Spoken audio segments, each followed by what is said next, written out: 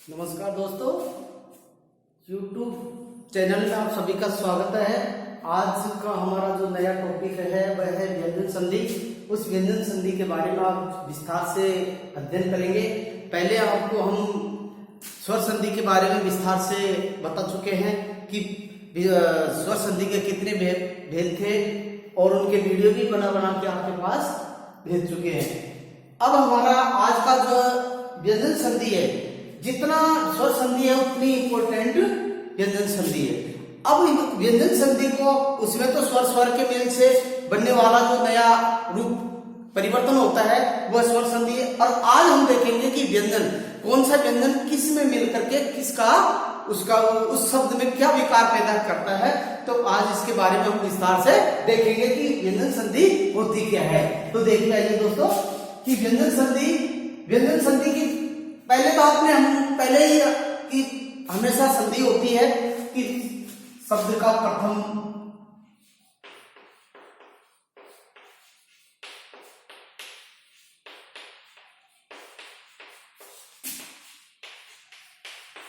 Plus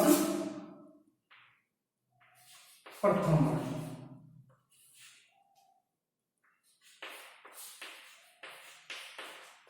शब्द का अंतिम वर्ण और द्वितीय शब्द का प्रथम वर्ण के मेल से जो विकार पैदा होता है वही क्या कहलाता है, एक संधि कहलाती है। इसी प्रकार से हम जैसे स्वर संधि में पढ़े हैं उसमें स्वर के मेल से कौन से शब्द में क्या विकार आता है, तो उसी के अनुसार हम इस व्यंजन संधि में भी उसी तरीके से पढ़ेंगे। उसको हमने आपको कई ट्रिक्सों के बारे में भी बताया कि कौन सा स्वर मिलकर के किस क्या रूप ले लेता है।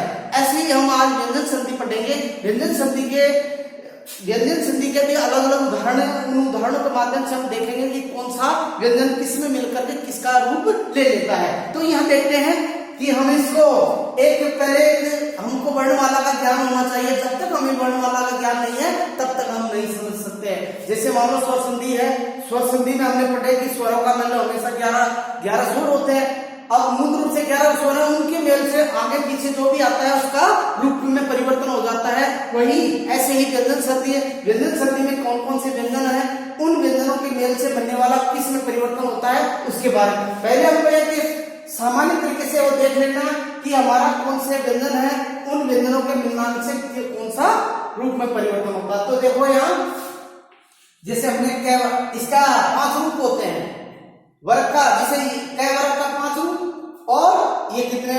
अब यहाँ जैसे कै वर्ग है, अब इसका हम देखते हैं कै और यहां जैसे ख, ग और घ और ये है। देखो हमेशा ये हमारा कै वर्ग का रूप है। ये प्रथम, ये द्वितीय, ये तृतीय,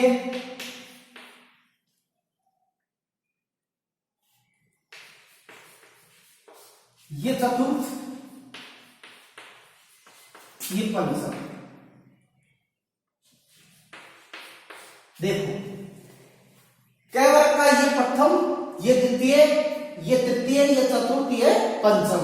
अब हमको एक सामान्य तरीके से ट्रिक्स का रूप देख रहा है कि हमको पढ़ते जैसे कौन सा वर्ण किस में परिवर्तन होता है। तो यहाँ देख रहे हैं कि हम इसको जैसे हम नीचे से ऊपर से नीचे की ओर बोलेंगे। कैसे बोलेंगे, ख को किस तरीके से बोलेंगे, ग को किस तरीके से बोलेंगे, ग को देखो शॉर्ट तरीका।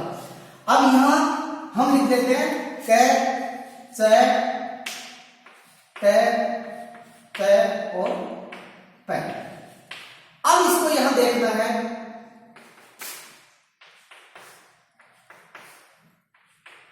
अब देखो इसका रूप है क, च, ट।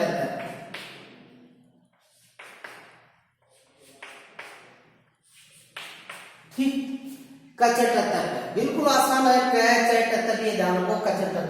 बस इसको हम बोलेंगे ख, छ, ठ, थ, ह। इसको बोलेंगे गजड़ तक। ज, ड, द और प। और इसको बोलेंगे झड़द, झ, ड, ध और भ। और इसको बोलेंगे ये न।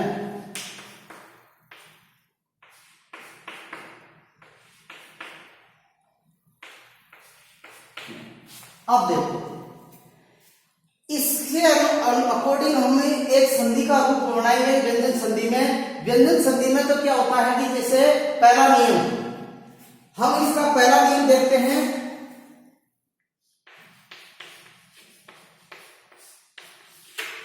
प्रथम अक्षर तृतीय और चौथा, प्रथम वर्ण तीसरा और चतुर्थ में परिवर्तन। प्रथम वर्ण, तीसरा और चतुर्थ वर्ण में परिवर्तन देखो आप। अगर मान लीजिए कोई सा भी शब्द है, अब उस शब्द में अगर मान लो यहां पहला जो प्रथम वर्ण का क वर्ण का प्रथम अक्षर आता है, तो हम उसको तीसरे में ले जाएंगे, और अगर तीसरा और चौथा में ले जाएंगे।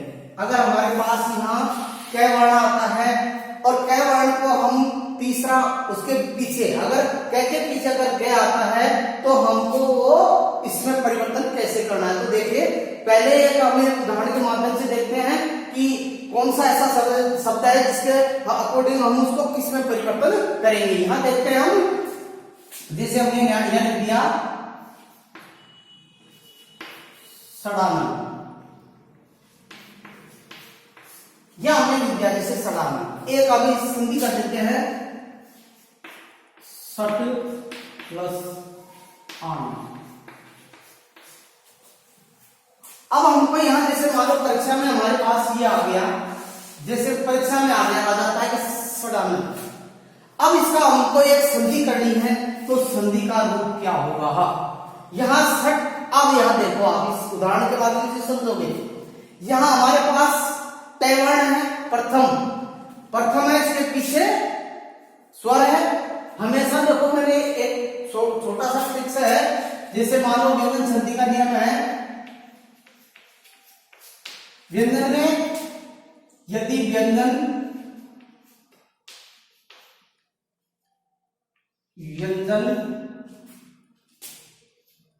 प्लस स्वर और व्यंजन प्लस व्यंजन और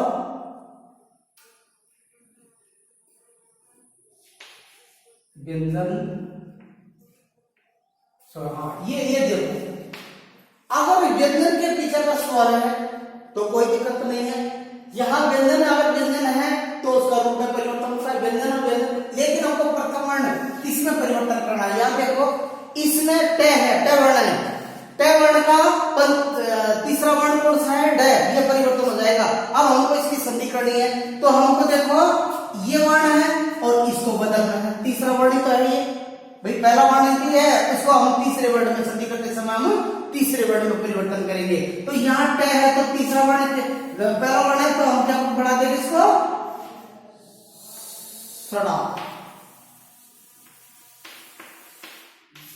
सड़ाना हो गया।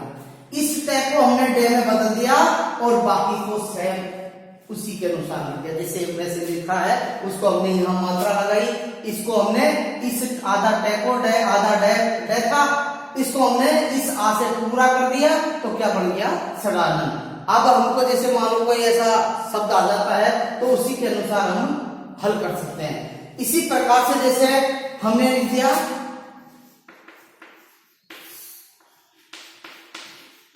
सद्भावना, यह सद्भावना है, इस सद्भावना को हम इसका सभी रूप बनाएंगे। भाई ये सॉरी, ये तो हमारे पास एक संधि है, अब हम उसका एक विच्छेद करेंगे। यहां लिख दिया हमने सत्य, प्लस भावना। जैसे मैंने सत्य प्लस भावना लिख दिया। अब हमसे कहें कि भाई इसकी संधि क्या होगी, तो इसकी संधि किस प्रकार से करेंगे। तो यहाँ देखो आप पहला वर्ण क्या है, उस पहले वर्ण का हम उसको तीसरे वर्ण में परिवर्तन करेंगे। तो तीसरा वर्ण यहाँ हमारा तय वर्ण पहला है, तो अब यहाँ देखो उसमें पहला वर्ण का देखो आप तय चौथे नंबर पर आ रहा है, तो तीसरा वर्ण का वही चौथे नंबर पे पहुंचाओ, ग जे डे पे पहुंचाओ तो दे में परिवर्तन हो जाएगा। हमें देखो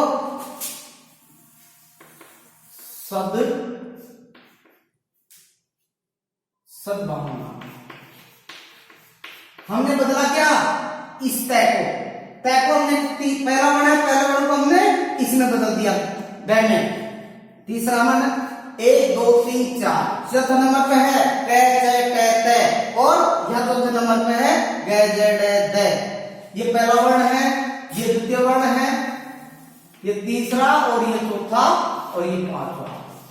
अब हमको ये देखना है कि जिस वर्ण का पहला वर्ण है उसको तीसरे में बदलना है। ज्यादातर हमेशा संधि इसमें ज्यादा होती है। तो यहाँ हमको ये देखना है कि वाला इसमें शब्द अगर संधि विच्छेद में ये लिखा हुआ है तो हम आपको तीसरा कर देंगे। ऐसे ही अगर हमसे ये शब्द दे दिया, अगर ये शब्द अब आप हमसे कहते हैं कि इसकी संधि क्या होगी, तो हम इसको आसानी से हमें कर देंगे। क्या हो जाएगा, बैक को अब इसको उल्टा ले जाओ, इसका उल्टा कर दो, बैक को हम टै में बदल देंगे, सट प्लस आनंद। इसी प्रकार से इसका जैसे मान लो संधि विच्छेद करना है तो दै को उल्टा कर दो, यहाँ दै को वापिस यहाँ ले आओ, सत्य प्लस भावना हो जाएगा। बाकी के अंतिम वर्ण तो ऐसे कैसे लिखना है ना। अब इसमें देखो यहाँ हमारे व्यंजन है अंतिम वर्ण और यहाँ पहला वर्ण स्वर है, और इसमें पहला शब्द का अंतिम वर्ण क्या है, व्यंजन है, और इसका दूसरे शब्द का प्रथम वर्ण भी व्यंजन है। तो व्यंजन मिलकर के कोई उसके रूप विकार में परिवर्तन करेगा। तो यहाँ तय है, तय किसमें बदल गया, दय में, तो दय बदलते इसके विकार में परिवर्तन हो गया। इसी प्रकार से बहुत सारे उदाहरण हैं, जैसे हमने लिख दिया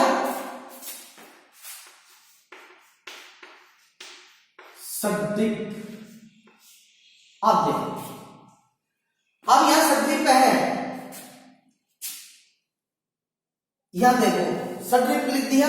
अब हमको यहां देखना है कि यहां अब हमको एक सत्य प्लस रिपु ये शब्द लिख दिया। अब हमको ये देखना है कि ये यहां कैसे आया, यहां गया आ गया, अब हमको बदलना है। अब आपको पता है कि भाई जैसे मानो रे का रूप है, पहले भी हमने आपको बता दिया कि रे का रूप कौन कौन से होते हैं। एक तो आता है ये रेप, इसको बोलते हैं रेप, और एक आता है तिरछी पाई जो उसके मूल उसके पैरों में लगाई जाती है, और एक आते हैं जो गोलाकार जो वर्ण है उन वर्णों के नीचे ये रूप लगाया जाता है। तो इस प्रकार से इसको रेप बोलते हैं, इसको तिरछी पाई बोलते हैं, इसको जो गोलाकार आकृति के जो भी वर्ण है जैसे ड है ऐसे वर्णों के नीचे ये वाला लगाया जाता है। तो इस प्रकार से ये अब हम इसको यहाँ जैसे सत्य प्लस रिपु लिख दिया। अब हम इसका संधि एक संधि रूप बनाएंगे तो क्या बन जाएगा, तय को बदल देंगे चौथे नंबर पे, तो वो इसमें बदल जाएगा तय वर्ण किसमें, दय में, तो क्या बन जाएगा, सॉरी सड्रिपु है। देखो यहाँ इसमें देखो टै में बदलेगा ये, सॉरी यहां देखो यहां हमने लिख दिया सट्रिपु है, ऐसे है। अब यहां देखो यहाँ इस टै है, टै का वर्ण हमको इसमें बदलना है, तो हमको क्या करना है, ये गोलाकार है, देखो ये डै और ढै ये गोलाकार है, नीचे का गोलाकार है, इसके अंत में नीचे हम ये लगाते हैं। और जैसे ग है, अब ग के हम तिरछी पाई लगाते हैं, और जैसे आर्य में हम जैसे मान लिया आर्य ये लगाते हैं,